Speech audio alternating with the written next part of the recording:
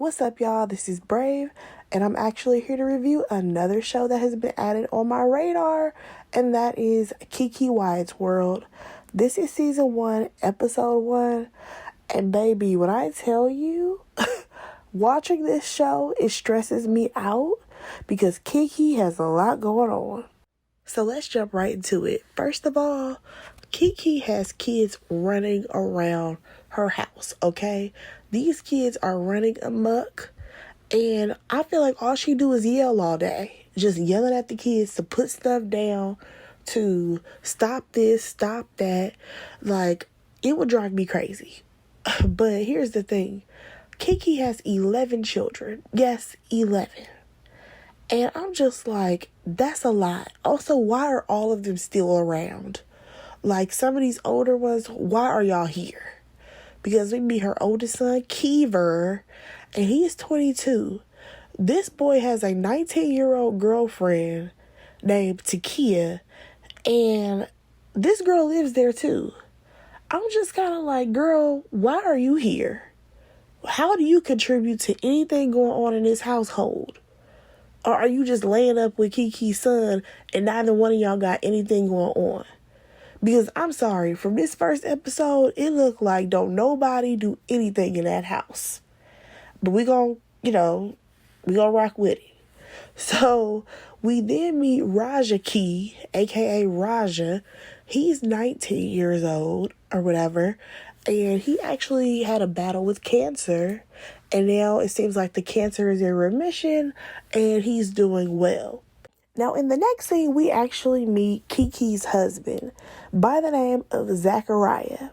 Now, y'all, we go down, memory lane because her first husband, that marriage was terrible, okay? It was an abusive, toxic relationship, and we all know how that landed her in jail, and it was a whole thing. Then we get to her second husband. According to her, that man could not provide. Now, keep in mind, I'm going to assume that this was the man who she was with when she was on, R&B Divas? And I'm just like, yeah, I can definitely see that because I think that when she was on that show, he was like her manager or something. AKA, he didn't have no job, so I'm going to make you my manager. Honestly, I feel like that's the worst decision that a lot of women in entertainment make. They make their husbands their managers, and then things go south, like Mary J. Blige, or we don't get music from them anymore, like A-Marie and Kelly Rowland. But y'all, we gonna leave that alone. Let's go ahead and move on. Keke thinks that she found a winner in this guy because he's there for her. He takes care of her kids, even the ones who are not biologically his. And according to some of the kids, they like him, okay? We got to see some of like the middle-aged group of kids. They got to talk in their confessional. And they say that he's a good dude. He helps with the kids and he's there for their mom. Now, if you were to ask me, what do I think of Zachariah? Honestly, I don't really have much to say because I'm trying to figure out what does he do for a living. Because it's giving he clings to Keke all day long. So I'm just a little confused. But I guess maybe we'll get more of their relationship later into the season. Okay, so we learned that her son, Keziah, is in the hospital. And he was born with, I can't remember what the defect was, but we know that he's on a breathing machine. He has a feeding tube. There's a lot going on with Keziah. So, here goes Keke Wyatt, y'all. We all know her for being loud. She can sing, all of that. Why does she have a microphone? Okay, she gets on a microphone to gather the whole family in the living room so that way she can tell them that she just signed a record deal with some label by the name of Keke, right? The older kids had no idea what she was talking about. What label is that? They were confused. And here's the thing. I said, well, listen, maybe if she would have signed to like Rock Nation or something, they would have known that label. But yeah, those kids was giving her a hard time just on the name alone of the record label. But yeah, she's excited about this. She's excited to be doing music again because she hasn't put out a project, I think she said, in about 6 years. So one of her daughters, she's like, I want my mom to eat the girls down with the vocals. And I was like, okay, I like the way she's supporting her mom. This was all short-lived because Keke is expecting everybody to be hands-on and super involved so that way it's easier for her to make this album, right? Now, her idea was that the older kids, they would basically help watch the younger kids. Or I don't know if it was specifically the younger kids or just watch Keziah. Either way, the older kids, they don't want to do it, okay? They do not want that responsibility. And I get it. It should not be your older kids' responsibility to take care of their younger siblings because you have to work or you have all this stuff going on. Like, you should be able to pay for a nanny, pay for babysitting, pay for something. However, I can't even lie, y'all. When it comes to Keke's situation, like, yes, it is absolutely a lot of kids. However, I'm trying to figure out what are the older ones doing. Like, Raja, are you in school for something? Like, what else do you have going on? Kiever and Takia, what are y'all doing that y'all can't watch these kids? Now, I'm not saying that y'all have to watch them all the time. I'm not saying that you owe to watch them for like 10-hour days and all of that. That's not what I'm saying. However, I'm just saying that if Keke is the sole provider for everybody in this entire house, I think that y'all should give her a little bit of grace and try to help her out just a little bit. Maybe you can work out a payment and be like, hey, Mom, I can watch the kids, but at a fee. You know what I'm saying? Because I'm just trying to make some sense out of this. Now, honestly, y'all, I know that this younger generation, what is this, Generation Z, they feel like just because my mama had a bunch of kids, that's not my responsibility. I get that. Absolutely. You don't owe to lay down your life because your mama had a bunch of kids and you don't want to be the permanent babysitter. But at the same time, like I said, if Keke is the sole provider for everybody in this house, I think that it is going to take a whole family's participation for her to be able to knock out these little 8 to 10 songs, and that way the family can go back to normal. And also, this also made me realize that the younger generation, they are very, what's the word I want to use? I guess you could say they're very selfish. Because when you actually think of a family dynamic, there's definitely going to be times when, if you are the older sibling, you may have to look after your younger sibling while your mom goes to the grocery store, your mom goes to do this or that. Like, those are just elements that come with being a family. But I feel like Gen Z has this me attitude about themselves, and everything is about me and what I want and what works for me, that I think that we're going to start seeing a shift in what family actually looks like to people. But y'all, that's for a whole nother topic and a whole nother conversation. Let's jump right on back to Keke, because as Keke is telling these kids, about her idea of them watching the kids and all of this stuff, right? We get a response out of the kids. Like I said, the older ones, they don't want to do any parts of that. And Keke, she feels like her kids are not supporting her the way that she needs them to support her. So it gets to the point where Keke is over everybody. So she gets up, she walks away. The middle-aged kids, they feel super bad for their mom because the older ones, they really were the ones who didn't care what Keke had to say. I realized in that scene, I think that her children do not realize the amount of pressure that their mom is under at all. Like, to the fact that that woman walked away and was telling herself not to cry, I'm like, yo, Keke is going through a lot. Like, yes, I absolutely know that she brought this onto herself, having all of these kids. However, there's a deeper issue here, and we get into that. So here comes the kids. They try to calm her down or whatever. And Takia, she was like, we're nervous to watch baby Keziah because he has a lot of needs. And I think that fear is very valid, because nobody wants to have a situation where something happens and you don't know what to do exactly. That's why I'm just like, okay, well, can y'all work it out that y'all may watch some of the younger kids while she takes the baby with her, or her husband can watch, the baby? Like, I'm just trying to, throw some ideas out here. But nonetheless, Keke mama pop up, y'all.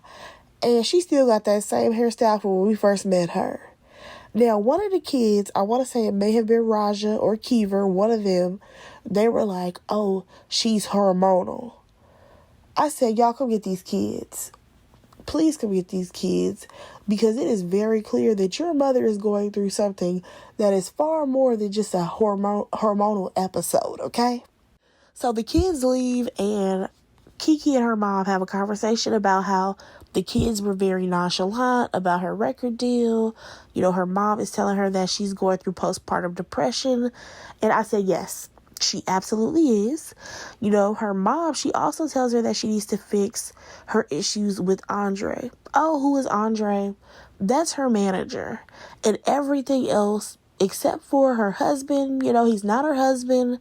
He's her husband, though. And yeah. So they are seeing eye to eye, her and this manager. And the mom thinks that, once she makes up with him, that things are going to get better. And I'm like, I'm sorry, mama, but that's not going to help anything. Because he may be her manager and everything above, but he can't help that home situation. Unless he about to go watch some of these kids, get her some therapy. I don't know what he could do. Nonetheless, we now go over to Andre. Baby, he's living his best life. He closing on a new house and everything. And he talks to one of his people about how he hasn't spoken to Keke.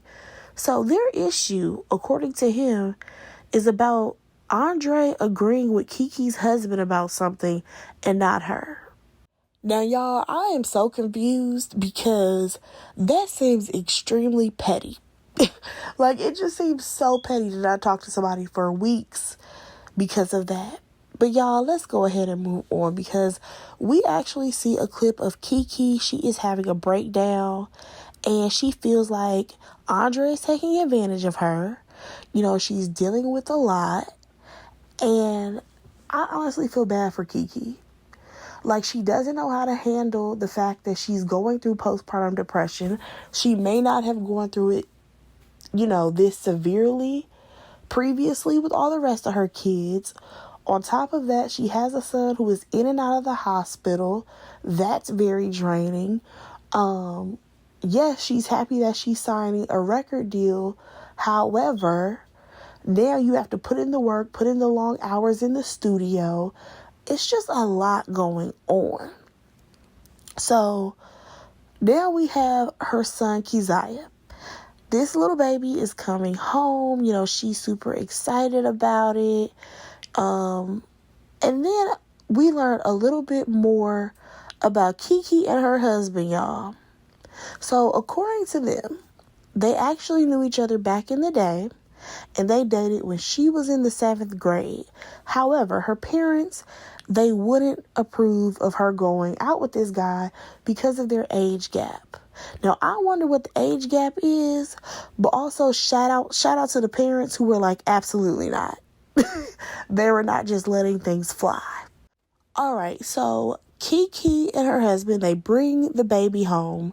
Her mom is there, and she's even telling us in the camera that she gets nervous about being around baby Keziah because she doesn't want to mess anything up. And honestly, I really wonder if the hospital gave her entire family the proper education of how to handle a baby like him.